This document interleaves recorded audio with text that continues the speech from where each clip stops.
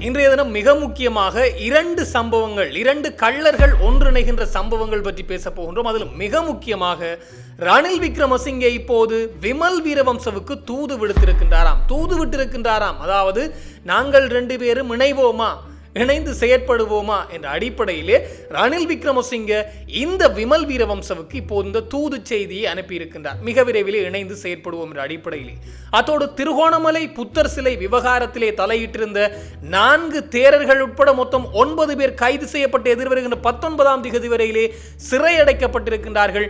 அதிலும் கசப தேரர் இப்போது உண்ணாவிரத போராட்டத்தை ஆரம்பித்திருப்பதாகவும் சொல்லப்பட்டிருக்கின்றது. 1 லட்சம் சிங்களவர்களை கிழக்கிலே கொண்டு வந்து குடியிருத்த வேண்டும் என்ற அடிப்படையிலும் இந்த திருகோணமலையிலே கரையோரங்களில் இருக்கின்ற கோவில்கள், சைவாலயங்கள், கிறிஸ்தவ தேவாலயங்கள், இஸ்லாமிய பள்ளிவாசல்கள் எல்லாம் இடிக்கப்பட வேண்டும் என்ற அடிப்படையிலும் இப்போது உண்ணாவிரத போராட்டத்தை ஆரம்பித்திருப்பதாகவும் செய்திகள் வெளியாகி இருக்கின்றது. இந்த விடயங்கள் பற்றித்தான் இந்த தொகுப்பினூடாக முழுமையாக பேச போகின்றோம். அன்புறவுகள் எல்லோருக்குமே வணக்கம். இப்போது அதுவும் அனுரகுமார் திசாநாயக்கவனுடைய நேற்றைய பயணம், ஜனாதிபதி அனுரகுமார் திசாநாயக்க அவர்கள் நேற்றைய தினம் யாழ்ப்பாணத்திற்கான பயணத்தை மேற்கொண்டிருந்தார். இதிலும் பொங்கல் நிகழ்வுகள் எல்லாம் பங்கு கொண்டிருந்தார். அதுவும் தீவகம் நோக்கி நகர்ந்திருந்த பொங்கல் விழா எல்லாமே எல்லோருமே யாழ்ப்பாணம் நகர பகுதி என்று எதிர்பார்க்கின்ற போது தீவகம் நோக்கி நகர்ந்திருந்தது. எனவே அந்த பொங்கல் நிகழ்விலே கலந்து கொண்ட பின்னர் மன்னார் உட்பட யாழ்ப்பாணத்திலும் பல பகுதிகளுக்கும் சென்றிருந்தார். இதன் போது அவர் இந்த தனியாக அதுவும் பாதுகாப்பு மிக மிக குறைக்கப்பட்ட நிலையிலே, பாதுகாப்பு கடமைக்கென்று அதிரடிப்படையைச் சேர்ந்த ஒருவர், அவருடைய பாதுகாப்பு உத்தியோகத்தர்கள் இருந்தாலும் ஓரிருவரோடு மாத்திரமே நடைப்பயிற்சியிலே ஈடுபட்ட சம்பவங்கள் இடம்பெற்றிருந்தது. அதனை அந்த வழியே சென்ற இளைஞர்கள் குழு அதனை காணொலி எடுத்து அவரோடு உரையாடிய பின்னர் அதனை வெளியிட்டிருக்கின்றார்கள் என்பது மிக முக்கியமான விடயம். இதிலே ஒன்றை குறிப்பிட்டே ஆக வேண்டும். இதிலே 2 விதமான விமர்சனங்கள் முன்வைக்கப்படுகின்றது. ஒரு சிலர் சொல்கின்றார்கள் இது மக்களுடைய கவனத்தை ஈர்ப்பதற்காக நாடகம் ஆடுகின்ற விடயமாக இருக்கலாம் என்று ஒரு சில தரப்பு. இன்னும் சில தரப்பு சொல்கின்ற ஒரு விடயம், இது அனுரகுமார் திசாநாயக்க அவர்களுடைய எளிமையை காட்டுகிறது, அதோடு நாடு தேசிய பாதுகாப்பிலே மிக மிக பாதுகாப்பாக இருக்கின்றது என்றும் தமிழர்கள் மீது அவர்கள் கொண்டிருக்கின்ற நம்பிக்கையை இது காட்டுகின்ற அடிப்படையில் இன்னும் ஒரு தரப்பும் இப்போது குறிப்பிட ஆரம்பித்திருக்கின்றார்கள். இது அநேகமாக சமூக வலைத்தளங்களில் இடம்பெறுகின்ற விவாதமாகவே இருக்கின்றது.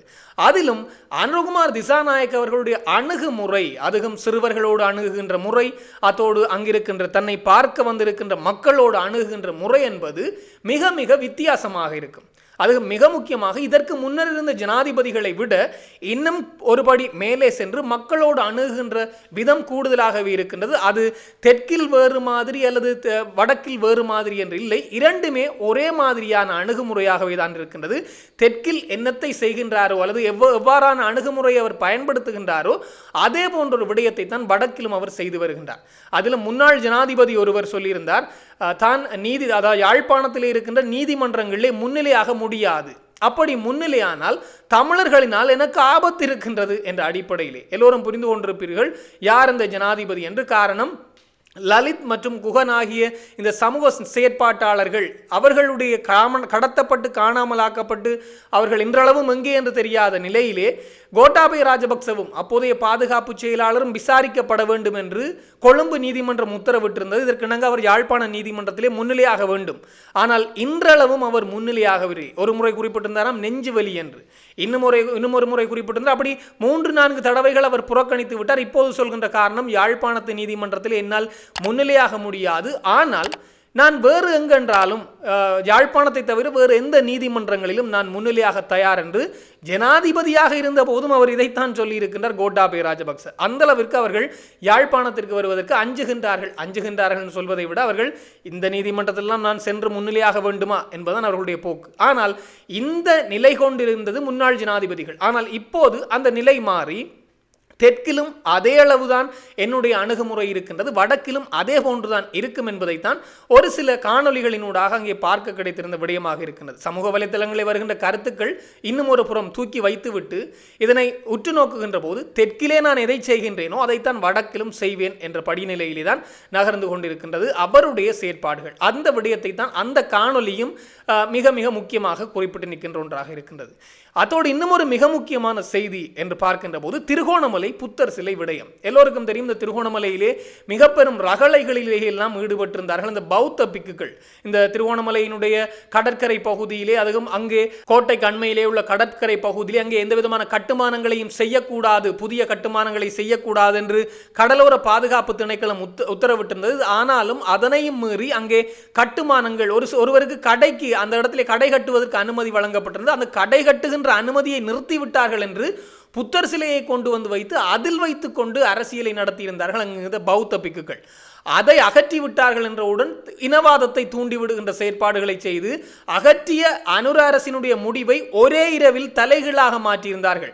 அனுர அரசை அடிபணியவே வைத்திருந்தார்கள் பௌத்த மதகுருமார் எல்லோருமே ஒன்று சேர்ந்து என்பது அந்த இடத்திலே எல்லோருக்கும் தெளிவாக தெரிந்திருந்தது. அந்த இடம் இன்னொன்றையும் சுட்டி காட்டியிருந்தது.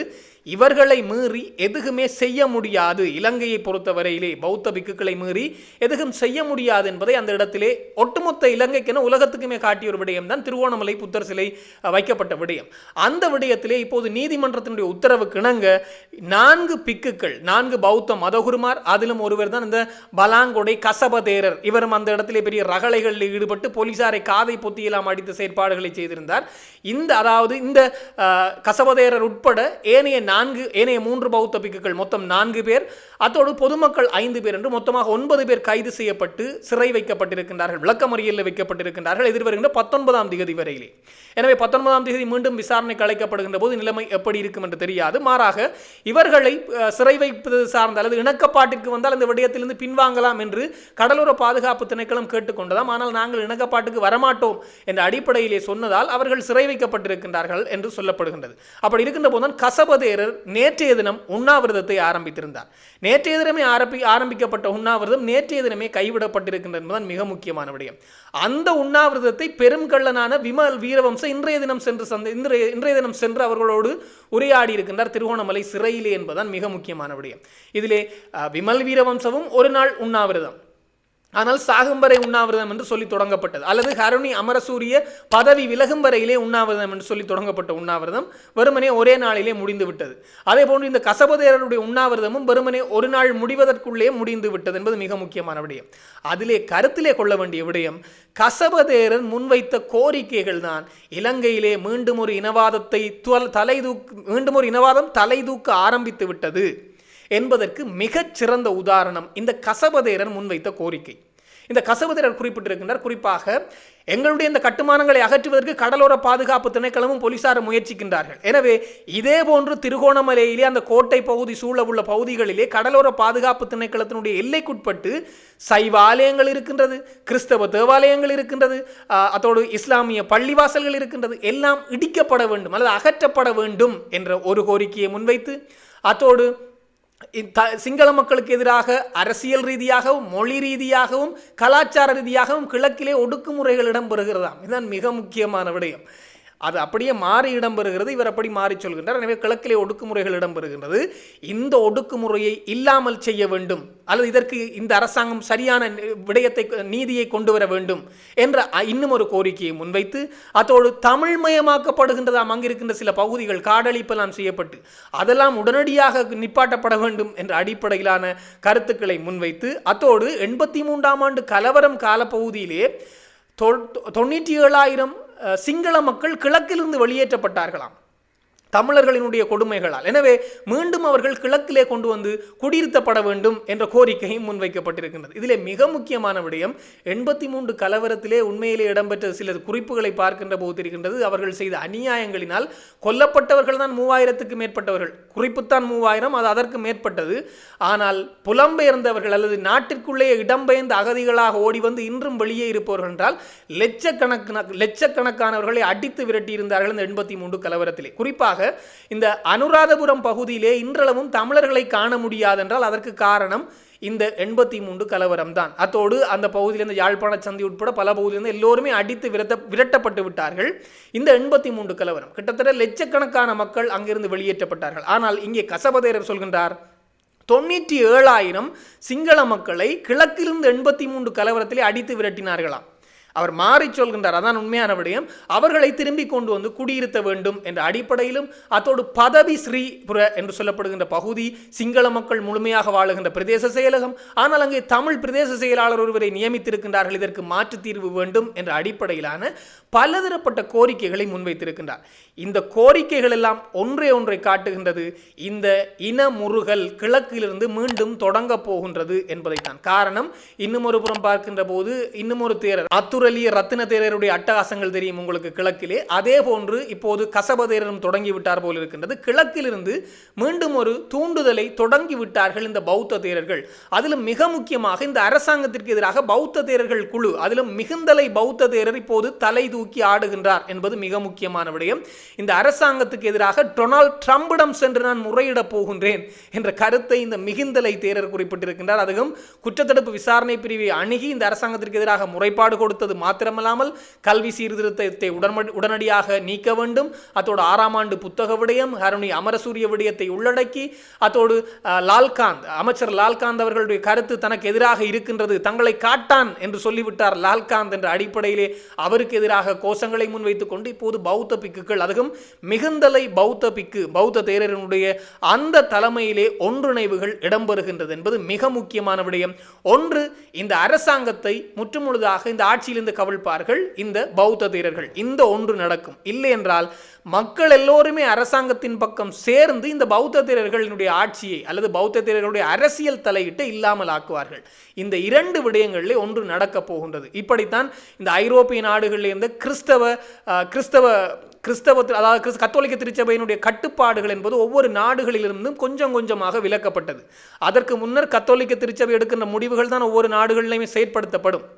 ஆனால் பின்னர் மக்கள் கிளர்ச்சி வெடித்து ஒவ்வொரு நாட்டிலும் இருந்து கத்தோலிக்க திருச்சபையினுடைய அந்த தலையீடுகளை அவர்கள் இல்லாமல் செய்து மத ரீதியாக மாத்திரம் கொண்டு வந்தார்கள். அத்தோடு வத்திக்கான் என்ற பகுதிக்குள்ளே அது முடங்கி போனது. ஆனால் இங்கே இலங்கையிலும் அதே போன்றுதான் பௌத்த பிக்குகளுடைய தலையீடுகள் அதிகமாகவே இருக்கின்றது.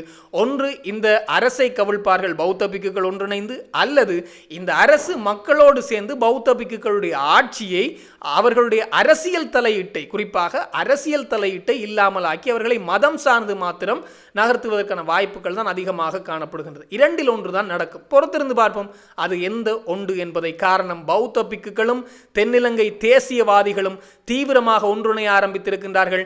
அதிலும் ரணில் விக்ரமசிங்கே இப்போது விமல் வீரவம்சவுக்கு தூது விட்டிருக்கின்றாராம். நீயும் நானும் ஒன்று சேரும் காலம் இதுதான், ஒன்று சேருவோமா என்ற அடிப்படையில் பொறுத்திருந்து பார்ப்போம் எப்படியான விடயங்கள் இடம்பெறப் போகின்றது என்பதை. இது தொடர்பாக இன்னும் பல தகவல்கள் வருகின்ற போது உடனுக்குடன் தெரியப்படுத்த நானும் தயாராக இருக்கிறேன். இன்னும் ஒரு தொகுப்போடு சந்திக்கலாம். உங்களிடம் விடைபெறும் நான் என்றும் உங்கள் அன்பின் ஈழன். வணக்கம்.